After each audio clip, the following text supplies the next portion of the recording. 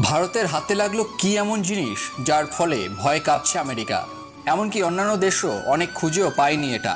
আমেরিকাও নাকি অনেক দিন ধরে খুঁজছিল এই একটা জিনিস। আসুন আজকে এই তথ্যই আপনাদের সাথে ভাগ করে নেব এই ভিডিওটির মাধ্যমে। নমস্কার বন্ধুরা। আর এই আবিষ্কারের খবর ছড়িয়ে পড়তেই কাঁপছে হোয়াইট হাউস। বিশ্বের রাজনীতিতে শুরু হয়েছে এক নতুন উত্তেজনা, কারণ এই খনিজ শুধু অর্থনৈতিক উন্নতির চাবিকাঠি নয়, বরং এটি বদলে দিতে পারে বিশ্বশক্তির ভারসাম্য। তবু কি এমন আবিষ্কার করলো ভারত? কীভাবে সেটি পৌঁছে দেবে ভারতকে বিশ্ব নেতৃত্বের মঞ্চে? প্রতিটি প্রশ্নের উত্তর লুকিয়ে রয়েছে এই অভূতপূর্ব ঘটনার ভেতরে।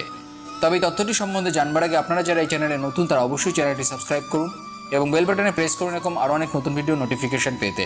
ভিডিওটি দেখে ভালো লাগলে অবশ্যই একটি লাইক করবেন এবং সবাইকে শেয়ার করবেন যাতে তারাও ভিডিও দেখে উপকৃত হয়, এবং কমেন্টে জয় হিন্দ জয় ভারত লিখতে ভুলবেন না।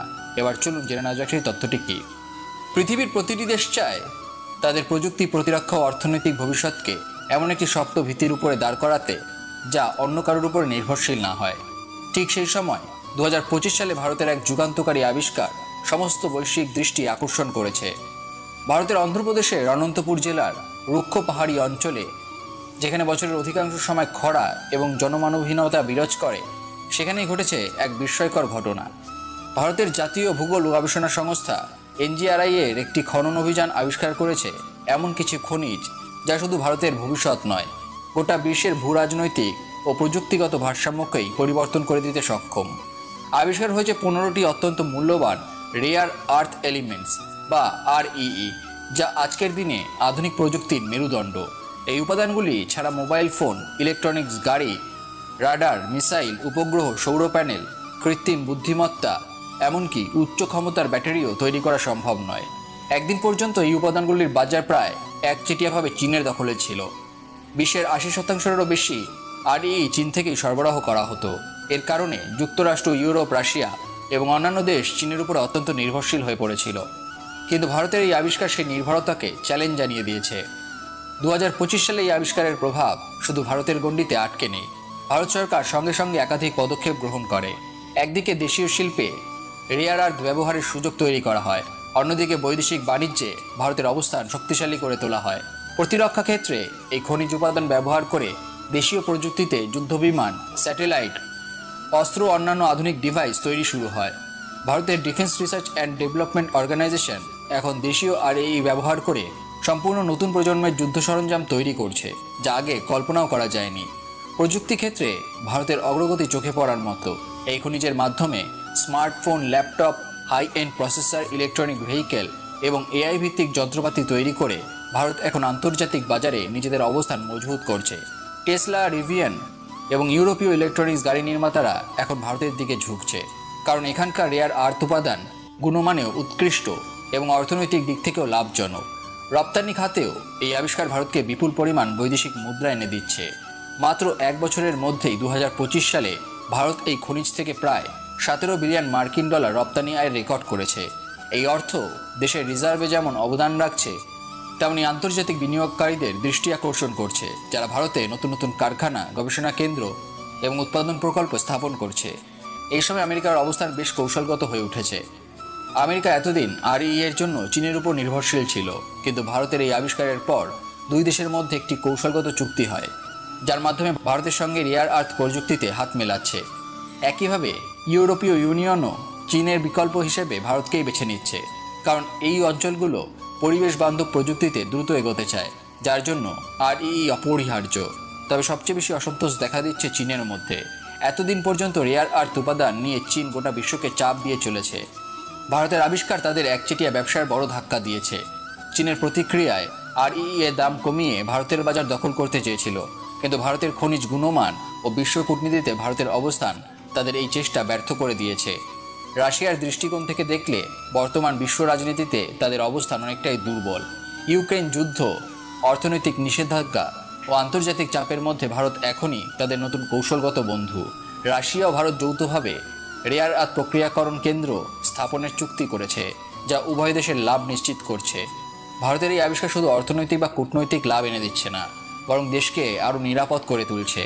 আগে ভারতের সেনা ও প্রতিরক্ষা প্রযুক্তি অনেকটাই বিদেশ নির্ভর ছিল, কিন্তু এখন দেশীয় REE ব্যবহার করে সমস্ত আধুনিক প্রযুক্তি ঘরোয়া বাজারেই তৈরি করা যাচ্ছে।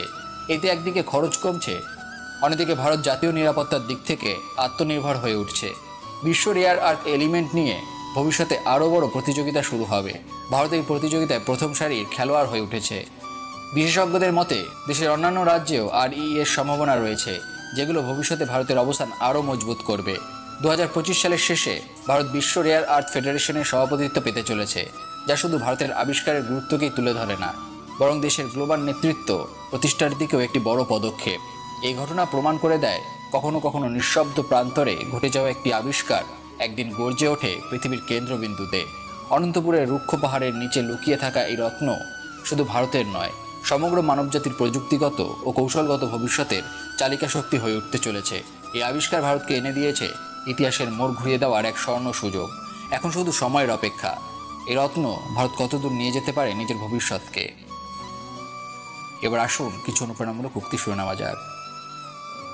ব্যর্থতা মানে শেষ নয়, এটা এক নতুন পথ খোঁজার শুরু। নিজের প্রতি ভরসা রাখলে কোনো পাহাড়ই খুব বড় হয় না। তোমার স্বপ্নকে এতটাই বড় হতে দাও যাতে ভয় লজ্জা পায়। প্রতিদিন একটু একটু করে এগোলেই অনেক দূর যাওয়া যেতে পারে। একদিন তুমি তাকিয়ে দেখবে তুমি যেটা চেয়েছিলে সেটাই হয়ে গেছো। আত্মবিশ্বাস সেই আলো যা অন্ধকারেও পথ দেখায়। কেউ তোমাকে মানা করলে নিজেকে প্রমাণ করে দাও শব্দ ছাড়া। জীবন মানে শুধু শ্বাস নেওয়া নয়, জিতে নেওয়াও। দুঃসময় মানে ধৈর্যের পরীক্ষা, এবং সেই পরীক্ষায় উত্তীর্ণরা ইতিহাস গড়ে। নিজের স্বপ্নে তুমি যদি না বিশ্বাস করো তাহলে কেউই করবে না। সময় যত কঠিন হবে তুমি তত শক্তিশালী হবে। প্রতিটি নায়ের উত্তর একদিন একটি হ্যাকে আরো মূল্যবান করে তোলে। হেরে যাওয়া মানে সমস্যা নয়, উঠে না দাঁড়ানোটাই সমস্যা। লড়াই করো, কারণ তুমি হেরে যাওয়ার জন্য জন্মাওনি। প্রতিদিন নিজেকে বলো আমি পারি। সাফল্যের পথ কখনো সোজা হয় না, কিন্তু সব বাকি কিছু শেখার আছে। তুমি যদি নিজের ভেতরের আগুনে বিশ্বাস রাখো, বাইরের ঝড় তোমাকে থামাতে পারবে না। অন্ধকারের মধ্যেই তারা দেখা যায়, নিজের আলো খুঁজে নাও। সাহসের আর এক নাম তুমি। সে কি বলছে সেটা ভুলে যাও, তোমার কাজই তোমার জবাব। স্বপ্নবাজরা কখনো থামে না, শুধু পথ বদলায়। সাহসী হওয়ার মানে ভয় পেতে নেই না, মানে ভয় নিয়েও এগিয়ে যাওয়া। বন্ধুরা, ভিডিওটি দেখে যদি ভালো লাগে তাহলে অবশ্যই একটি লাইক করবেন এবং সবাইকে শেয়ার করবেন, যাতে তারাও ভিডিওটি দেখে উপকৃত হয়। সবাই ভালো থাকুন, সুস্থ থাকুন এবং মনের বশে নয়, মনকে নিজের বশে রাখুন। ধন্যবাদ।